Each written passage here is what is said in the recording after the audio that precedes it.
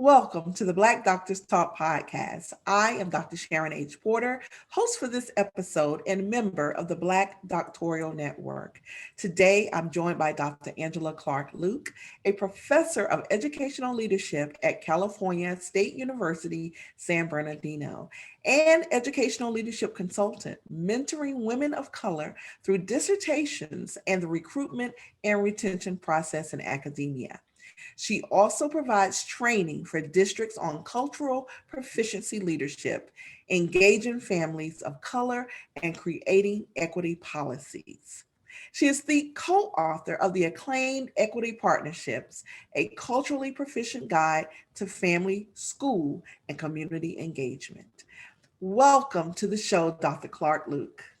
Thank you so much, Dr. Porter. It's a pleasure to be here. Thank It you is so a much for pleasure inviting to me. have you. So excited to have you. And before we dive in with questions, please share a little about your background with our viewers. I am from Memphis, Tennessee. I grew up in the South. I grew up here in Memphis and graduated and then trekked off to UCLA. And from there, ended up getting my bachelor's degree, my master's degree, and then my doctorate at Pepperdine University.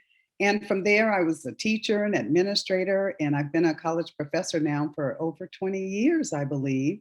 Um, Training educators, not just administrators, but also teachers and counselors, and working in that field of trying to make sure that there are leaders put in those positions, culturally proficient leaders, and people who really want to practice equity and doing things with families and working with communities and working with our children to help them to attain their dreams and to attain their highest level of academic achievement that they possibly can do.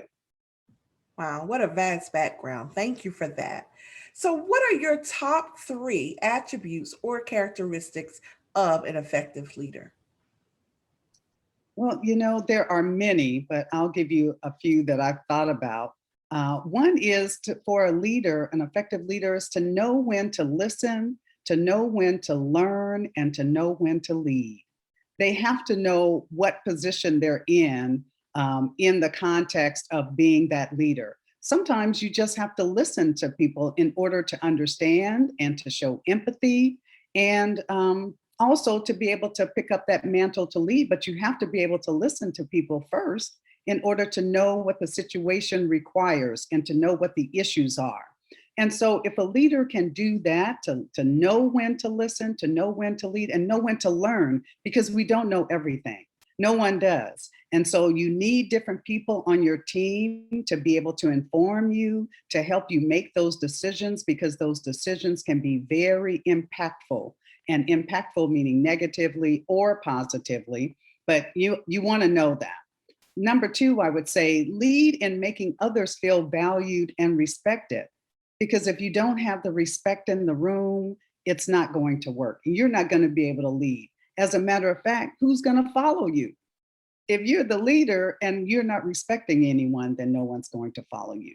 And I would say number three is someone who has a vision and is able to communicate that vision effectively, to get it across, but also to be able to have buy-in so that everyone feels that they are contributing to that dream, to that vision, and to the progress, so that everyone, the whole institution, that team can continue to move forward.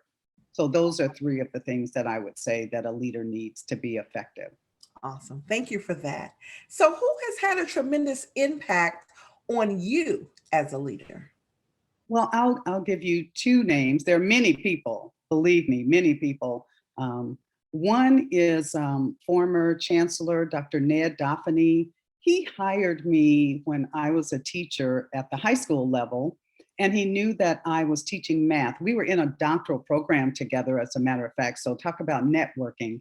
I was this young, I think I was like 25 years old, and he was a dean at a community college. And he talked to me after class and said, I bet you have a lot of units in mathematics. What about thinking about teaching at the community college level math? And I thought, wow, that is absolutely a wonderful opportunity, right? And so I did. He gave me that opportunity. And from there, we've remained like brother and sister. So that was years ago. And he went on to become president and then chancellor of North Orange County Community College in Southern California. And I've just watched his career and been able to continue watching him. And he taught me that to be a leader, you don't have to be as we say in the South, uppity. You don't have to do that. You can just be down to earth and be witty and still know your policies and still know how to govern and how to talk to people, treating them with dignity and respect. And so he's always been just very easygoing, but also been that leader who knew what he was doing and knew the decisions that he was making. He cared about people. And so I learned a lot from him just by his style, his leadership style. It's nothing close to authoritative or anything like that, just very transformative and a very caring person. The other person who showed me how to be a leader without her probably even knowing it was the woman, her name is Janine Vaughn, who gave me my very first job as a student at UCLA. So she was a staff person, and I went in to interview with her as a student worker and became a lifelong friend. It's amazing. And she and the group of Black people, because there weren't a lot there, told me about Juneteenth. I didn't even know about Juneteenth. And so they had a little gathering outside on the lawn and behind a building in June. And the Black people got together and decided we were going to celebrate. And I was included in that. And I felt so honored as a student. I was 18 years old, 19 years old. But she had a staff. She ran a department, employee relations. And I loved the way that she treated her staff. Even me as a student. She treated us with dignity and with respect, and she was calm, even though people would call screaming about their payroll, their checks, and all of that. But she was also one as a role model. She didn't have to tell me a lot, but the way that she handled situations was very impactful. I saw how she handled and would de-escalate situations all the time. So that was impressive to me. Wow, I love both of those stories. Thanks, Thank you thanks. for Yeah, I love them too. They're very important in my life. Yes, wow. Mhm. Now, as a professor of educational leadership and an advocate of culturally proficient leadership, what would you say are the barriers or obstacles to K-12 leaders not fully being able to access culture, value and manage diversity, as well as institutionalized cultural knowledge? Well, there are many obstacles out there, many barriers that we face as educators and as leaders, but I'll give a few, I'll discuss a few. One is, of course, the systemic racism that's there. Let's just start with that. So systemic barriers, racism is abundant in education. Of course, there are great things happening in schools, but that is still there because, schools weren't meant for us the way that they're set up. There's a resistance to change. There are there are people trying to make sure that we are more inclusive of Blacks and LGBTQ, different people who have contributed to this great country and to the educational system. And there's a resistance to change to that. So that's a barrier. There's also barriers in the fact that there are not enough culturally proficient leaders. There are people in those leadership positions who don't have the courage, and they are what I call leaderless leaders. They're in a position, but they don't really have the courage or the guts to really make the hard decisions.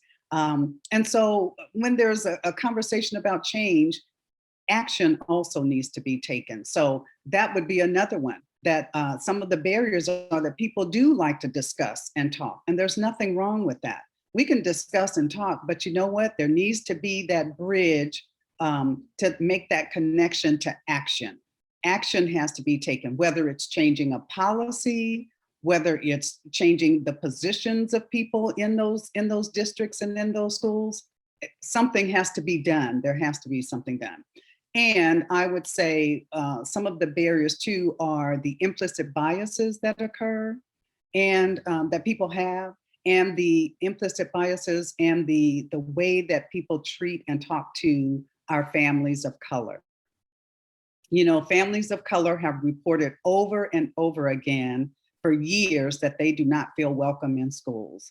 I've had that experience when my kids have gone to school. I went to the school, had made an appointment with the teacher to come into the classroom to observe a situation. I talk about this in my book, in Equity Partnerships. I went in to really observe and observe my child in the classroom because she had been complaining about some things. And I was like, what is really going on?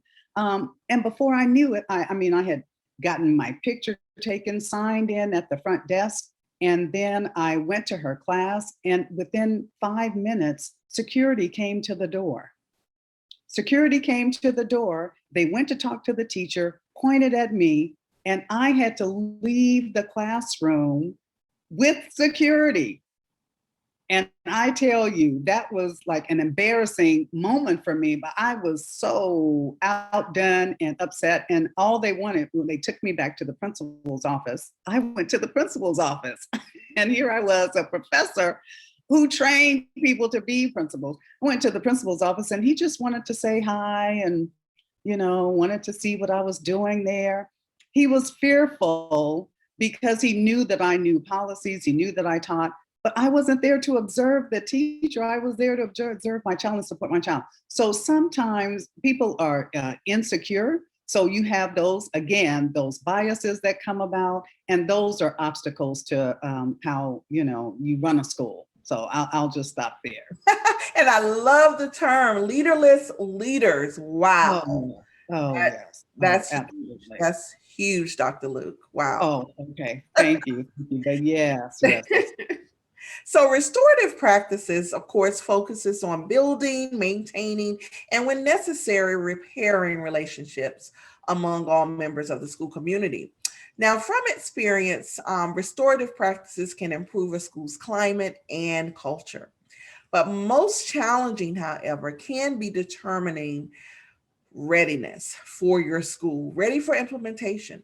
How would you assist an educational leader in determining school readiness or willingness to implement restorative practices? There's this thing called self-assessment. You can do that first. And cultural proficiency leadership, that's one of the things that we talk about, is being, it's an inside out approach. So first of all, there's a self-assessment that you can do, you know, to really see if you as the leader, if you're ready for those steps and for those moves, because again, you may have resistance. You're going to have support as well, but you need to kind of make sure that you understand the layout of the culture and the climate of the school and of the community first. Okay, so let's do that. And then you're going to maybe do a needs assessment, which may be formal or informal, of your team and of your leadership group. So you can do that. You want to get a pulse of the organization, again, of the culture and the climate. And you can do that either by dialoguing or having conversations, or you can do it formally with a survey. You can do that as well. And see where everybody is on that, to see if everybody is ready or what steps they're willing to take, what chances they're willing to take, because sometimes we have to take moves and take chances that sometimes they work, sometimes they don't. That's a part of being a leader. And seeing how many people would be willing to support you and to follow you. Lastly, another method or a way to do it is to look at the data. You want to look at data and determine what areas do we need to grow in and how fast do we need to get there. There are some things that we can do even with restorative practices, restorative justice. Do we want to train just a group of people first and trying to kind of do the trainers? Or do we just need everybody in here to do this? Everybody needs to learn it. And so you can look at data to help determine that, to make sure and to kind of get a sense of, all right, these are some things that we need to implement right away.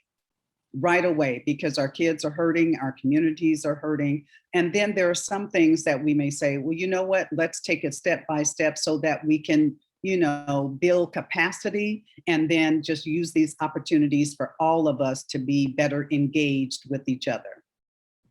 Thank you for that. Mm-hmm. Now, we have always talked about the school to prison pipeline as it relates to our Black boys. We also should be aware by now that research has shown that in the US, Black and brown girls are also disproportionately suspended, expelled, or even arrested for simple infractions.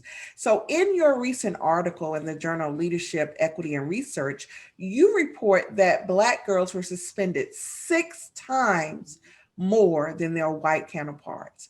And for me, as an elementary school principal, that is alarming. Mm-hmm.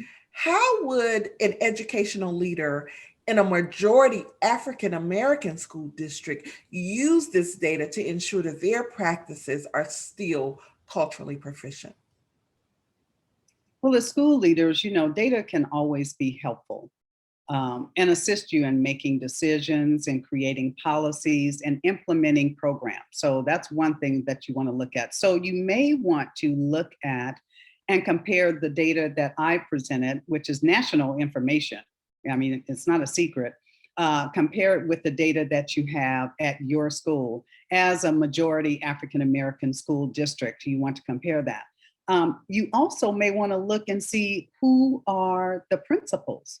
What does that data look like? Who are the people who are actually making the decision of suspensions and expulsions? So you want to look to see if they have been trained or know anything really about African American students and how they learn and how they behave in schools. You may want to look at communication styles. There's all kinds of information to equip them to do their jobs better so that students, Black students, aren't, not just mistreated, but misinterpreted. So that all of a sudden you've got kids for, doing things that we might consider minor, sent to the principal's office and then being suspended.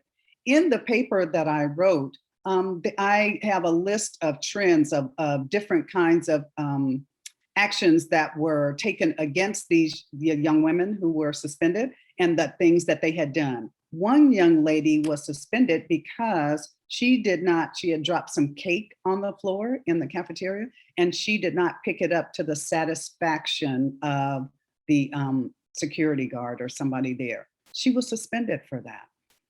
Another young lady who was 6, you said you're an elementary school teacher, and some of us, many of us have seen that video of the young lady who was arrested, who was 6 years old because she had a tantrum.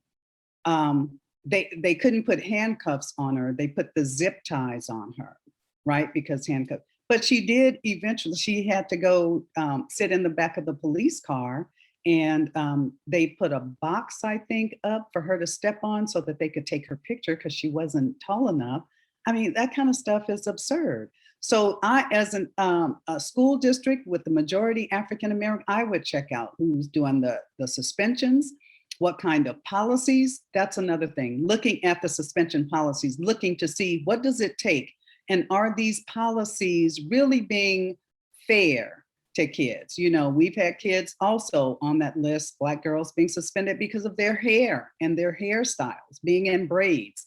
I mean, what kind of policies are those? They are directly meant for us to be out of, and you've heard about that report of pushed out Black girls. And so they're not in classrooms. So where are they? They're missing the instruction that's going on.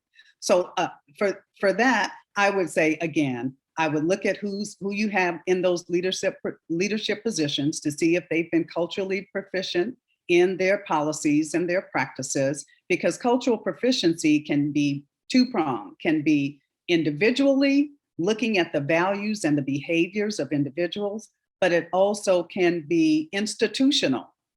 So we have to look at the policies and the practices. Yes, I thank you. I tell you, as a principal, and I've been in middle and elementary, currently in elementary, I do worry about that. And so I was so glad to see that report and to go a little deeper into all of the statistics that you reported out. And so thank you for that most impactful article. Thank you, thank you, thank you. And so, we know that this is a critical time in public education. The effects of leadership, the leadership churn actually in school districts still exists. We know that there is high turnover. Mhm. Um, we also know that leadership matters. It is the school leadership is a key factor as it associated with student achievement. So, what, in your opinion, are some of the causes for this high turnover at the leadership level in schools? Well, right now, again, I mean, it's hard being a principal. You're in that position. I commend people who continue to stay in the field. There are several reasons. I mean, I can think of that are, people are staying for a little while and then moving on because those positions are hard. You've got the safety issues. We keep having school shootings. I mean, my heart always goes out to people who are affected and impacted by those. So you have the safety issue, you have curricular issues that are continuing to come up. And there are people in those positions who are just not ready. They really aren't.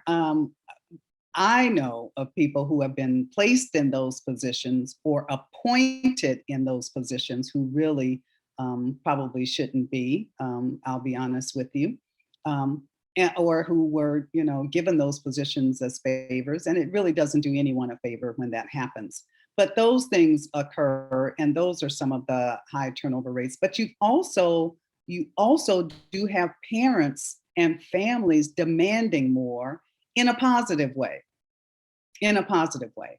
So they are requiring and asking and pleading and working with school leaders who are not so familiar with, say, Black families or Latinx families.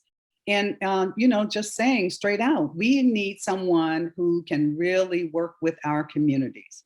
And we need to have somebody in there who can do that. And so they are pushing for that. I'll say once I was here in Memphis working with a team, and part of the consultant work that we were doing was looking at some of the decisions that had been made by some of the principals.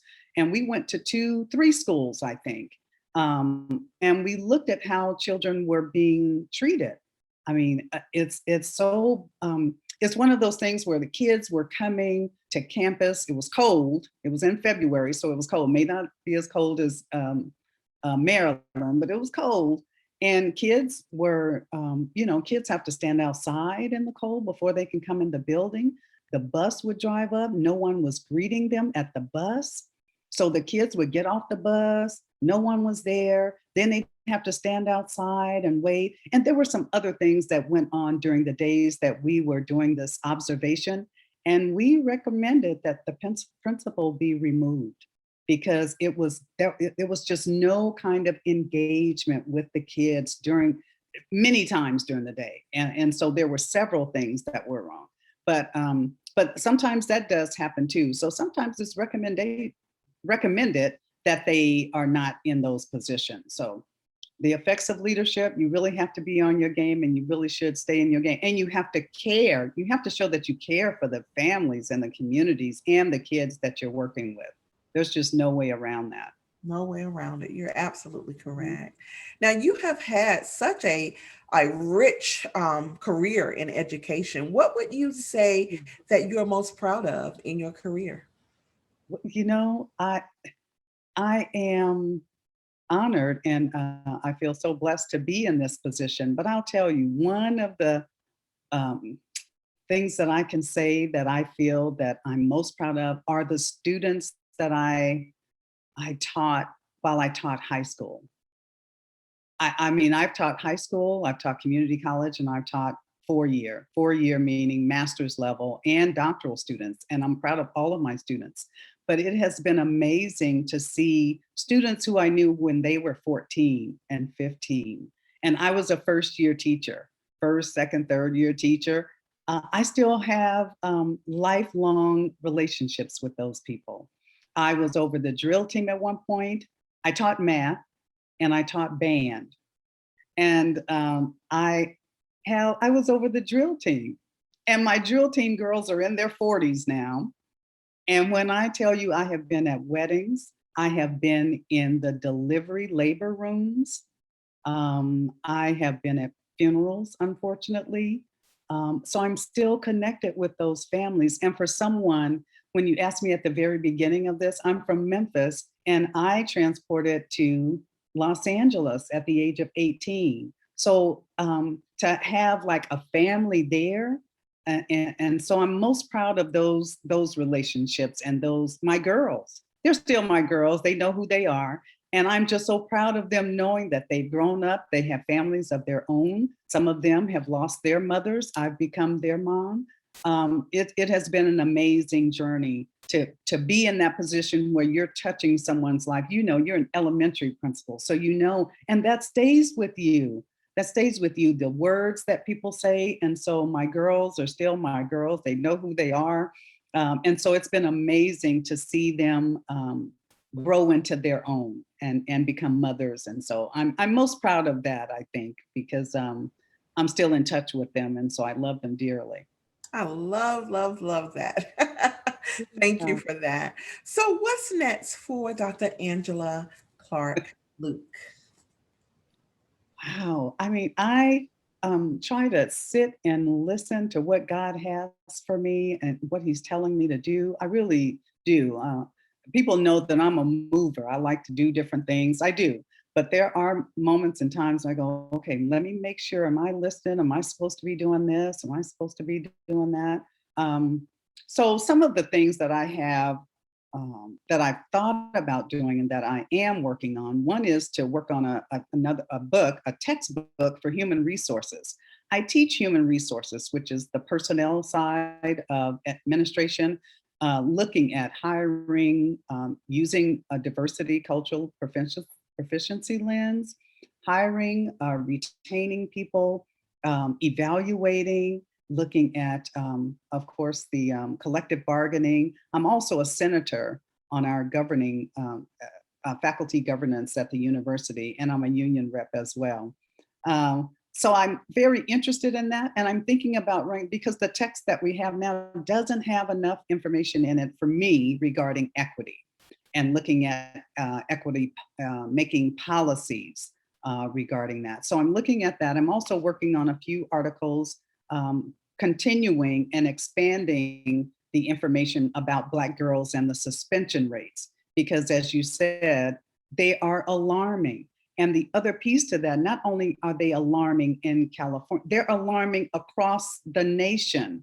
The incidences that I mentioned were not just in California or Maryland, they were in Florida, they were in Tennessee, they were Texas, they were all over. So that's why I said at the beginning of this podcast that it is systemic in some of the things that are going on. So I like writing, I like presenting. And as you know, I've done presentations for the Black Doctoral Network with some of my former students who are doctoral students, and bringing them into this realm. That would be another thing that I'm proud of, is they love presenting and telling their stories. So those are other things that I'm looking forward to, and some more consulting work. I've been working with some districts on some anti-racist policies and training their faculty, their staff on what to do and how to do things, and looking at the research and looking at the data so that our kids can be successful therein, their leadership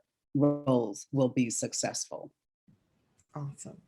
So, how has your affiliation of the Black Doctoral Network enhanced you professionally?